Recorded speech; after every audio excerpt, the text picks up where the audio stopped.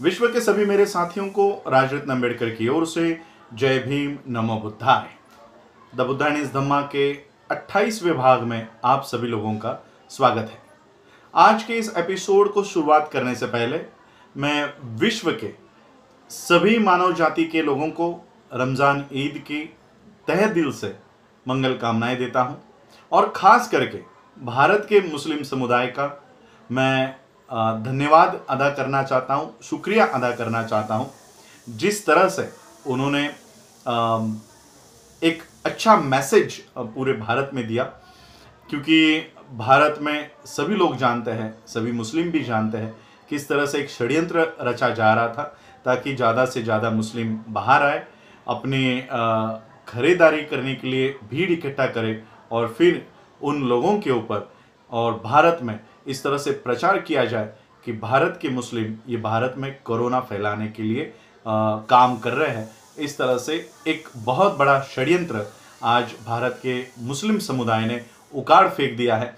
इसलिए मैं भारत के मुस्लिम समुदाय का तहे दिल से शुक्रिया अदा करना चाहता हूं और बढ़ते हैं अभी अपने भाग के ओर। तथागत बुद्ध हम जानते हैं कि कपिलवस्तु में आए। तथागत बुद्ध कपिलवस्तु में आने के बाद वो अपने पिता राजा शुद्धोधन से मिले, अपनी माता महाप्रजापति से मिले।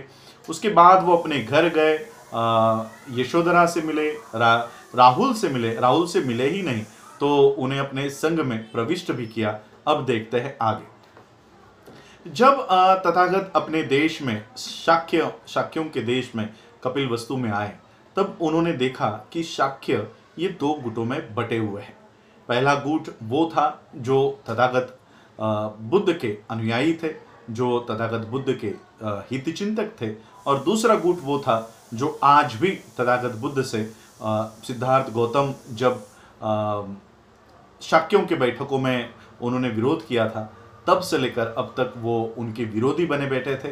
तो ये लोग जो विरोधी गुट में थे वो तथागत बुद्ध से मिलने भी नहीं आए। वो उन्होंने कोई श्रद्धा नहीं दिखाई, किसी तरह का आदर नहीं दिखाया और ना ही उन्होंने तथागत बुद्ध के महानता को नमन किया। तो तथागत बुद्ध को वो सारी बातें याद आई कि किस तरह से शाक्य और कोलियों में ये रोहिणी नदी के वजह से ये बखेड़ा खड़ा हुआ और किस तरह से युद्ध का सारा प्रसंग शाक्य और कोलियों पर आया और तथागत बुद्ध ने उठकर इसका विरोध किया। तथागत बुद्ध को फिर किस तरह से प्रवज्जा धारण करनी पड़ी, ये सारा वो तथागत बुद्ध को याद आया।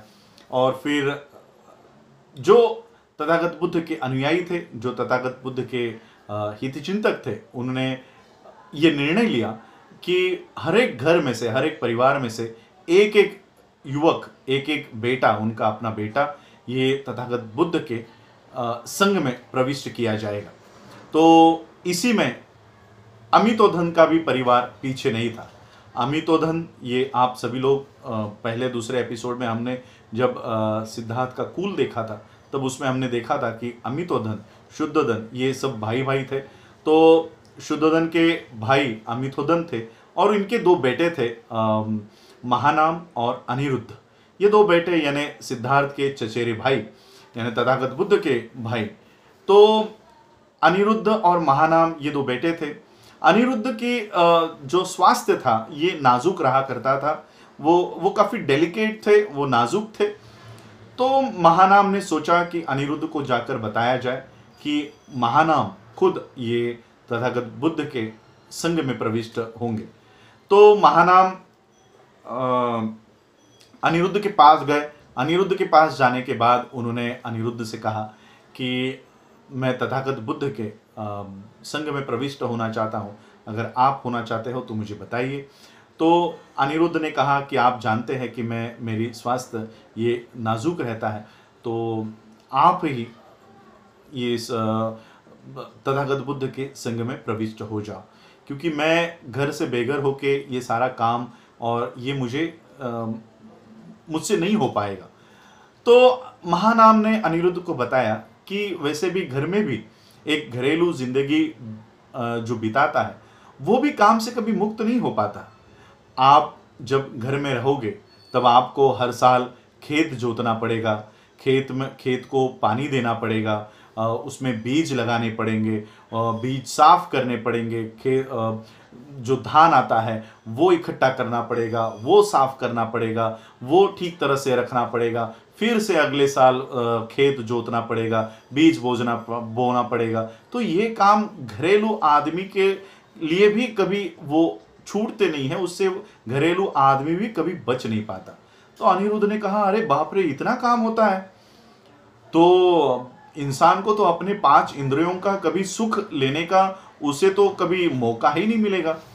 तो अनिरुद्ध ने सोचा, क्यों ना मैं ही तथागत बुद्ध के संग में प्रविष्ट हो जाऊं। तो उन्होंने महानाम से कहा कि आप घरेलू जिंदगी आप बिताओ, मैं तथागत बुद्ध के संग में प्रविष्ट होने जाता हूं। और फिर अनिरुद्ध ये अपने माता के पास गए। अनिरुद्ध ने अपने माता को कहा कि वो तथागत बुद्ध के संग में प्रविष्ट होना चाहते हैं, आप उन्हें अनुमति दीजिए, आप हमें अनुमति दीजिए। तो अनिरुद्ध के माता ने कहा कि अनिरुद्ध और महानाम दोनों भी मेरे लिए समान है, तुम दोनों भी बहुत अच्छे पुत्र हो और सिर्फ मौत ही हमें एक दूसरे से जुदा कर सकती है। मैं आपको तथागत बुद्ध के संग में जाने की कोई अनुमति नहीं दूंगी। तो इस तरह से अनिरुद्ध के माता ने इनका जो निवेदन था वो ठुकरा दिया। इनका निवेदन ठुकराने के बाद दूसरी बार उन्होंने विनती की, तीसरी बार विनती की, लेकिन दूसरी और तीसरी बार भी अनिरुद्ध के माता ने इनका निवेदन ठुकरा दिया। लेकिन अनिरुद्ध जिद पर ही अड़े हुए थे। तो इनके माता ने एक युक्ति सोची। उन्होंने सोचा कि उस समय शाक्यों के राजा थे, राजा भद्दिय। राजा भद्दिय और अनिरुद्ध ये अच्छे दोस्त थे।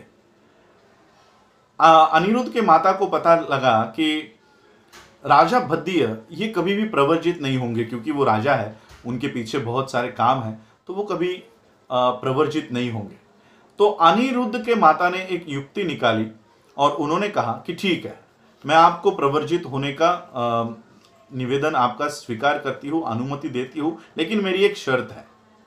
जब तक राजा भद्दिय आपके साथ प्रवर्जित नहीं होते, तब तक मैं आपको प्रवर्जित होने की अनुमति नहीं दूंगी। तो अनिरुद्ध राजा भद्दिय के पास गए और राजा भद्दिय को कहा कि हे राजन, आप मेरे प्रवर्जित होने के आड़े आ रहे हो। तो राजा ने कहा, अगर ऐसा है तो वो अड़चन, वो जो कुछ भी वो अड़चन है वो दूर की जाएगी, वो सब जो कुछ भी प्रॉब्लम्स है वो हटाई जाएंगी। तो अनिरुद्ध ने कहा कि मेरे माता ने मुझे इस शर्त पर अनुमति देने के लिए कबूल किया है कि जब तक राजा भद्दिय प्रवर्जित नहीं होते तब तक मैं आपको अनुमति नहीं दूंगी। तो फिर राजा भद्दिय ने कहा कि मेरे लिए तो ये मुश्किल है। तो अनिरुद्ध ने कहा कि अभी आपने मुझे जबान दी है, तो अब आपको प्रवर्जित होना ही होगा। तो राजा भद्दिय ने कहा कि ठीक है, 7 साल के लिए आप रुको, मैं 7 साल के बाद आपके साथ प्रवर्जित होता। तो अनिरुद्ध ने कहा कि नहीं, ये तो बहुत लंबा समय है, इतना समय मैं नहीं रुक सकता। तो 7 साल से 6 साल पे वो अवधि आई, 6 साल से 5 साल, 5 से 4, 2, 1 साल पर ये बात आई। 1 साल भी अनिरुद्ध ने कहा कि नहीं, ये बहुत लंबा समय है, इतना समय हम नहीं रुक सकते। तो 12 महीने, 8 महीने, 7 महीने ऐसे करते करते 1 महीने पर यह बात आई। अनिरुद्ध ने फिर कहा कि नहीं, 1 महीने का अवधि भी बहुत लंबा होता है। तो 1 महीने से 15 दिन तक, 15 दिन से 7 दिन तक ये बात आई। फिर अनिरुद्ध ने सोचा और फिर राजा भद्दिय ने कहा कि कम से कम 7 दिन तो मुझे दो, ताकि मैं ये मेरा पूरा साम्राज्य, मेरा ये राज्य अपने बेटों के, अपने भाइयों के हवाले करूं और उनको ये सौंप कर फिर मैं आपके साथ तथागत बुद्ध के संग में प्रवर्जित हो जाऊं। तो अनिरुद्ध ने कहा कि ठीक है, 7 दिन का समय हम देते हैं। और फिर 7 दिन के बाद राजा भद्दिय ये अनिरुद्ध के साथ, और मैं नाम बताना चाहता हूँ कि कौन कौन वो लोग थे। वो राजा भद्दिय, अनिरुद्ध, आनंद, भगु, किम्बिला और देवदत्त। जिस तरह से बचपन में ये सभी लोग खेल के मैदान में एक साथ जाया करते थे, सिद्धार्थ गौतम के साथ जाया करते थे, आज फिर से वो तथागत बुद्ध के संग में ये प्रविष्ट होने जा रहे थे। और साथ में उन्होंने उपाली, ये जो उनके नाई थे, ये नाई को उन्होंने साथ में लिया और ये सातों लोग ये तथागत बुद्ध के संग में प्रविष्ट होने के लिए निकल पड़े। कुछ दूर जैसे ही वो पड़ोसी जिले में जब वो आए, तब उन्होंने अपने सारे गहने आभूषण एक कपड़े के गठरी में बांध कर ये उपाली को दिए। उपाली जो नाई है उनको दिए और उन्होंने कहा कि हे भले उपाली, ये सारा जेवरात, ये सारा आभूषण है, ये अब अपने पास रखो और अपनी ज़िंदगी गुजारो। ये आपको काफ़ी होंगे, आपकी ज़िंदगी सुख से गुजारने के लिए इतने काफ़ी होंगे। आप यहाँ तक आए, आपका आभार है। अब हम तथागत के शरण में जाएंगे। और इस तरह से सारे गहने ये उपाली नाई को देकर ये 6 लोग अपनी तथागत बुद्ध के संग में प्रविष्ट होने के लिए निकले। और इस तरह से शाक्य देश में तथागत बुद्ध के साथ हर एक घर से एक एक व्यक्ति, एक एक बेटा तथागत बुद्ध के संग में प्रविष्ट होने के लिए शाक्यों ने अपने अपने घर से दिए। इसके बाद क्या हुआ, शुद्धोधन इन्होंने किस तरह से अपने बेटे को फिर से घरेलू ज़िंदगी बिताने के लिए एक आखिरी प्रयास कैसे किया और फिर तथागत बुद्ध ने क्या जवाब दिया, ये हम आने वाले एपिसोड में देखेंगे। और उपाली जिन्हें ये सारे आभूषण देकर फिर से भेज दिया गया था, उस उपाली ने आगे जाकर क्या किया, ये भी हम देखेंगे आने वाले एपिसोड्स में। आज आप लोगों ने मुझे सुना, उसके लिए आप सभी लोगों का आभार, धन्यवाद। जय भीम, जय भारत, जय बुद्ध।